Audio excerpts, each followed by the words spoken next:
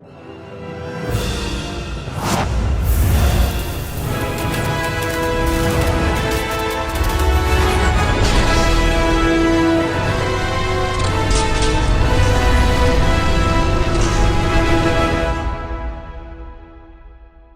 going on, everybody? Welcome back to another video, and in today's video we're going to be finally talking about a film that I've been wanting to check out and make sure I check out before 2023 is out, and that movie is called Poor Things.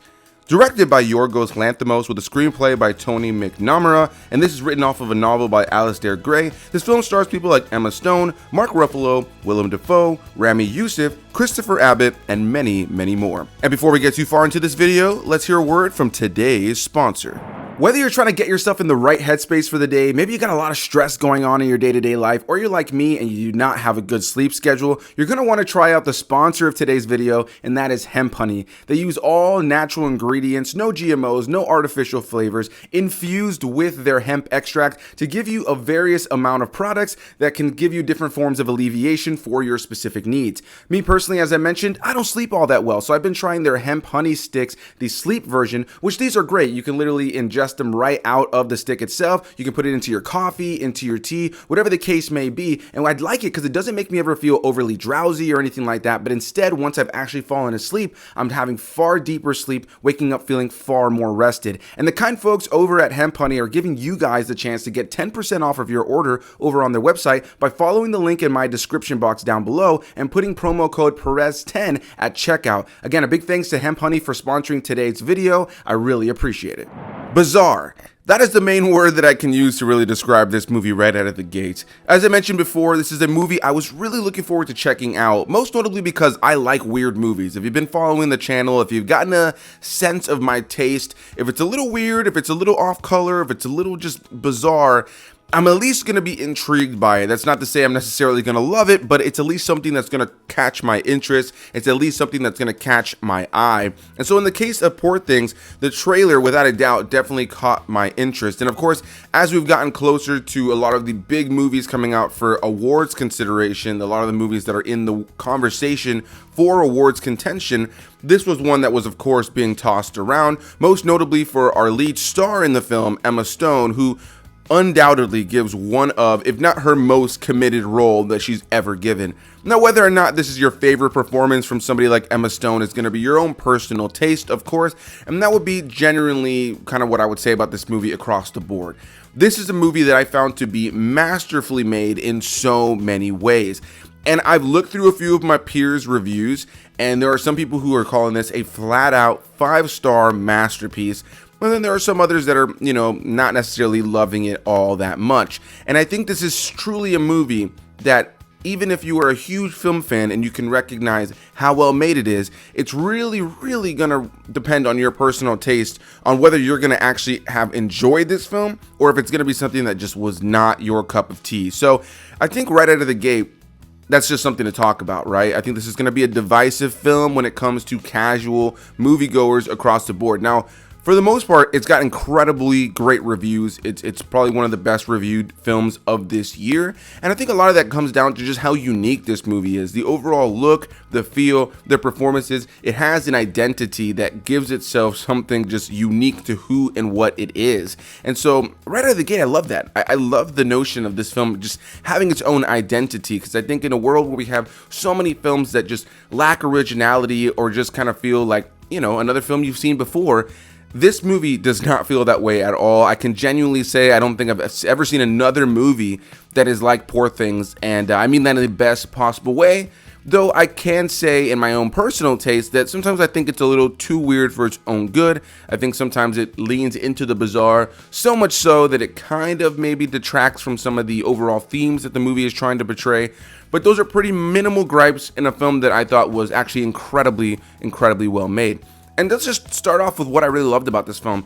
The technical aspects, without a doubt. Before you get into the story, which is pretty bizarre, and we'll talk on that in just a little bit, But this movie is so well made when it comes down to the cinematography. Big shout out to the director of photography for this film, which was Robbie Ryan, who just does so many great things with the camera work in this film. The film is constantly changing between color and black and white over the course of the film as we progress with our main character. And there's, the really cool aspect ratio used as well. And alongside that, there's a lot of different lenses that are used on the camera, giving there a bit of a distorted look to a lot of the sequences, a lot of fisheye kind of looks to certain sequences. And I just thought everything about it felt so deliberate, and not just the cinematography, but also the music, that I think is without a doubt one of the most unique musical scores in a film that we've gotten in 2023, given to us by Jerskin Fendrix, who I thought did a great job. Gives us a very weird, kind of just strange, offbeat kind of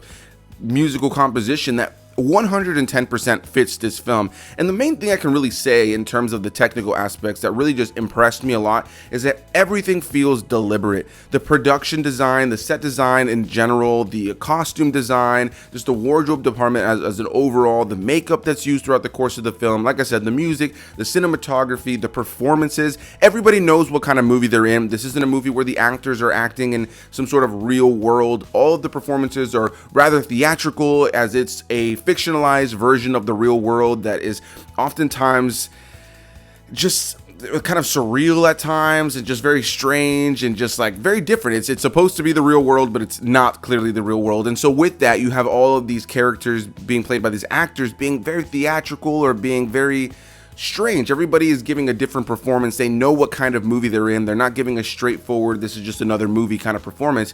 And so everything about this film just felt deliberate when it came down to every little technical aspect. And as a big fan of film and recognizing how difficult that is to do, and not only to do it, but to accomplish it, I was absolutely impressed by pretty much every shot of this movie and how well made it was, and the commitment level from the cast, most notably, like I mentioned, Emma Stone. And now before I talk about the cast, we talk about individual characters, I want to talk a little bit about the premise. If you've seen the trailer, it's fairly vague. Obviously, you know that Emma Stone's character is an experiment of some kind. So I'm going to talk about what the premise is that I don't think is necessarily said in the trailer. This isn't really a huge spoiler. You'll learn this early on in the movie. But the base premise of this film is that Willem Dafoe's character, who is Dr. Godwin Baxter, he is a Dr. Frankenstein-esque individual. And he finds the body of this dead woman who is actually pregnant with a baby that's still alive. And so what he ends up doing is he takes the brain of that baby and puts it into the body of Emma Stone's character and reanimates her, kind of giving her a Frankenstein-esque kind of life. And so now you have this baby inside the body of a full-grown woman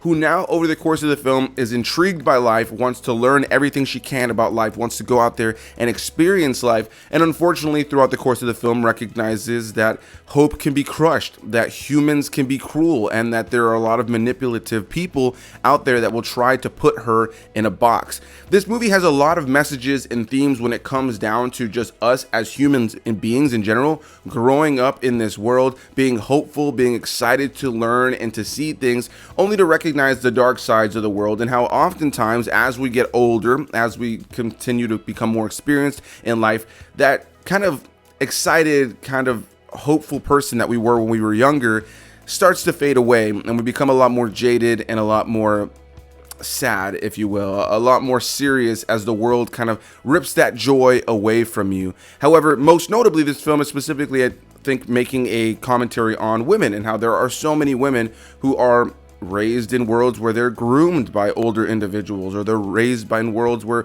they're told they have to live by certain societal standards, which is something I think the film talks about for everybody. This film pokes fun at various societal standards as we see it through the lens of Bella Baxter, played by Emma Stone, who is experiencing life and questioning these societal norms. And a lot of times it's really funny. I thought that this movie had a good kind of satire approach to a lot of things. There were tons of moments in this film that made me laugh, not only because they were super weird, but also because of the fact that there was, actually some actual funny commentary as for what they were trying to say in the real world. And then most notably, like I mentioned, I think a big part of it is just that manipulative part that tends to happen to a lot of women, and how a lot of men, specifically people that they're romantic with, sometimes try to put them in a box and kind of make them their own toy, if you will. Unfortunately, that is a thing that still happens a lot in this world for a lot of women, and I think this movie definitely hits the nail on the head in telling that story and kind of getting that narrative across in a film that is wildly bizarre and has been doing it in this wildly satirical manner. And so yeah, that's the base premise. That's what this movie is all about.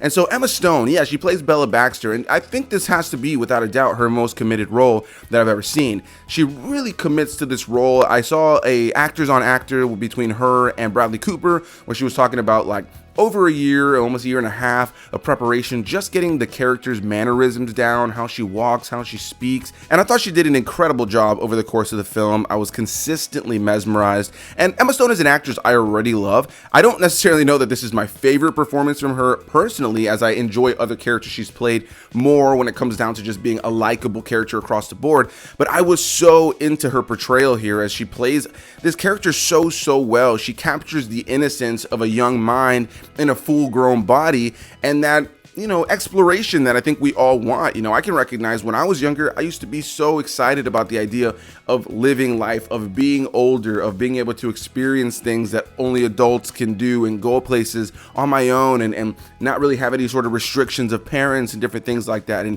I came out of high school and I thought that I was going to be able to capture the world and do whatever I wanted to do, and it kind of just live my life exactly how I wanted to, and that everything was going to be okay. And I think the sad reality a lot of times is as we get older, the world tends to kind of crush our spirits a lot of times. As we get older, a lot of things start to get in the way of our happiness. A lot of things start to kind of become more apparent to us. The sadness of the world, the cruelty of the world, the unfairness of the world, and how there is a lot of sadness and heartbreak and poverty and death across the world that you have nothing to do with and really can't do anything to help a lot of times. And I think this movie tackles all that super well through the lens of this Frankenstein-esque character with Emma Stone at the center, that just is trying to explore and learn this world. And she's very deliberate about how she says things and what she wants to question, and things hurt her, you know, immensely simply because she is learning all this incredibly fast, as she is, again, a baby's brain inside a female's body. And one of the elements about this film that leans into some humor but also some discomfort at times is the sexual part of things, as of course she discovers sex and eventually wants to just do it all the time. And what starts as a funny kind of thing of this young-minded individual learning about sex and just finding this way to please themselves, whether it be through masturbation or actually having intercourse with somebody else, turns into this thing that starts to become more uncomfortable as she recognizes that she becomes something that can be used by other people rather than somebody who's cared for in those sexual experiences. The movie has a lot to say, and I think for the most part it handles the satirical, weird world the best it possibly can to get those messages across. Now, another big star to talk about in this film, without a doubt, is Mark Ruffalo as the character of Duncan Wedderburn, who comes into the story and is instantly kind of just into Bella Baxter. He wants to kind of sweep her off her feet and take her on the adventures that she wants to go on. And he comes off very charismatic and likable, and like he's, you know, got the best dick in the house. You know, he's gonna absolutely give her the best sex of all time, and he's gonna take her out into the world and show her love and whimsy and excitement and all these different things. But in the end, he's just a very silly, insecure man who's trying to manipulate her in a lot of ways, and she learns that throughout the course of the film, and they have a very interesting relationship, and she learns a lot about people and what they kind of want out of a lot of other people, ulterior motives and different things like that, through Mark Ruffalo's character. But Mark Ruffalo is giving a performance that is both just annoying and frustrating at times, but also incredibly hilarious at times. It's probably one of the funniest performances and one of the most committed performances I've ever seen from Mark Ruffalo. And both him and Emma Stone are giving easily some of the most eclectic performances I've ever seen them give, and I loved Mark Ruffalo in this film. Now, I also already talked about Willem Dafoe. He plays the Dr. Frankenstein-esque individual in this situation. He's another strange character who is kind of the, you know, product of trauma, and the movie kind of showcases through him how that trauma can be passed on and kind of create another monster, how one monster can create another monster in its own way, even if it's not as bad as the last monster, simply through the trauma that's passed down from one monster to the next. And so as he's trying to raise Bella, he's trying to kind of implement certain things that he thinks are right, and she's questioning him at every turn. And a lot of times he has to kind of come to terms with the fact that he is how he is because of the trauma that was kind of put onto him through his father. And I think that At times they go in some really weird, strange directions, and there's a really weird thing that has to do with bubbles that has to do with Willem Dafoe's character. But I thought that it was a fun, weird kind of Dr. Frankenstein-esque character with a very on-the-nose approach to showcasing kind of the monstrosity and the war wounds, if you will, that come from trauma being passed on. And I really enjoyed Willem Dafoe in this movie. If you enjoy Willem Dafoe,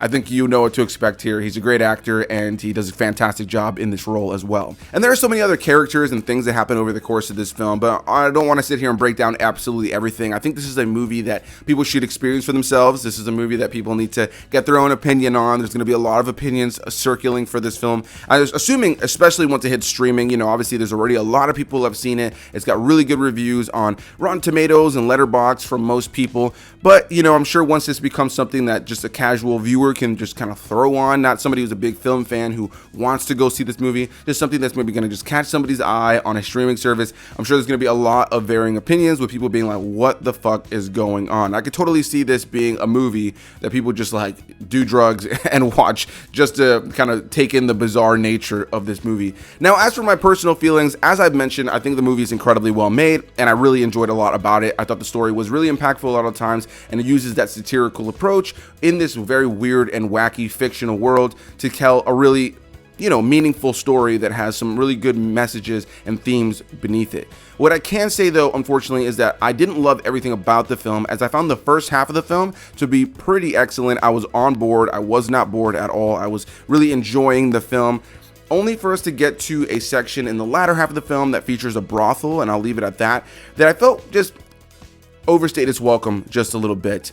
Emma Stone is naked a lot of times in this movie, as she is an individual who is very sexual and again starts to recognize that sexuality is being used as time goes on, but she herself also chooses to use it for her own means. And at a certain point, it just felt like we were watching Emma Stone have sex with strange men for periods of time, which, you know, at first was kind of funny and the way that the film kind of portrays it, and then uncomfortable. And I think the movie is meant to make it feel uncomfortable, but it just felt like it went on for a little bit too long. And I feel like that section of the film with a brothel and just the latter half of the film in general, I do think the pacing kind of slowed down. Even when we're outside of the brothel, I just felt like the last 30 minutes or so just was a little bit too slow for me, and I wasn't really as invested in the movie anymore as I was in the earlier part of the film. The filmmaking and all the great acting and stuff like that was still on display, but as the movie progressed, I just found myself less interested in the movie, at least compared to how I felt in the earlier part of the film. I don't necessarily know that I loved everything about this film, but I really enjoyed it, and I think it's a movie that people should definitely check out from 2023, and I'm so glad that I did see it within the parameters of 2023 and not somewhere down the line. I'm happy to be a part of the conversation, and I definitely want to open the conversation up to you guys. So down below in the comment section, have you seen Poor Things? Have you not seen Poor Things? Whatever the case may be, leave any and all comments down below, and I definitely can't wait to hear what people have to say about this movie. I'm expecting a lot of various opinions, so if you watch this and you go, Anthony, I just can't agree with you, I did not like Poor Things, just know that I am okay with that, and I recognize wholeheartedly that this is not a movie for everyone. I would not recommend this movie to a lot of people that I know based on their personal taste. And so, you know, you just gotta have to know based on the premise, based on the trailer, if this is something that interests you or if it even looks like something that you're gonna like. But if you're somebody like me who will just watch something to see whether or not you like it at all, then I definitely recommend you give it a shot. Check out Poor Things. It's definitely worth your time. It's one of the best made films this year in so many ways, and has some of the most committed acting that can oftentimes be wildly uncomfortable, but always incredibly impressive. So a big thanks to you guys for watching. Hit that like button, comment down below, and I'll see you beautiful people in the next one. Bye-bye.